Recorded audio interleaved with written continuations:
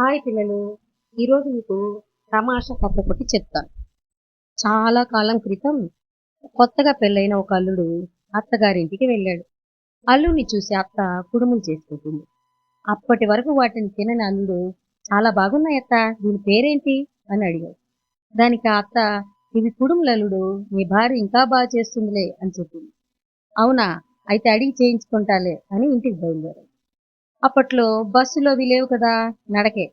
దారంతా కుడుములు కుడుములు కుడుములు అనుకుంటూ వెళ్తుంటే ఒక కాలువ అడ్డం వచ్చింది. చుట్టూ ఉన్న వాళ్ళందరూ కాలువ దాటుతూ అత్తిరబన్న అన్నారు. వీడు కూడా అత్తిరబన్న అని దూకాడు.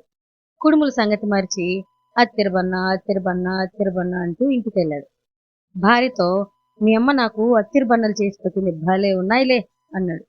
అత్తిరబన్నలా, అదేందయ్యా, నేను ఇంతవరకు వినలేదే అంది. నువ్వు బాగా చేస్తావని మీ అమ్మ అంది, నువ్వేమో చేసేదానికి పాలు మరి రాదంటున్నావు అని సంగటి కర్ర తీసుకుని వీపులో 4 బాదాడు.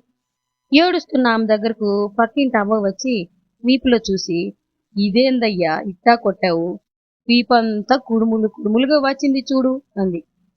ఆ, మీ అమ్మ చేసింది కుడుములే అన్నాడు. ఆ, అవైతే నాకు బాగా తెలుసు, చేస్తా అంది.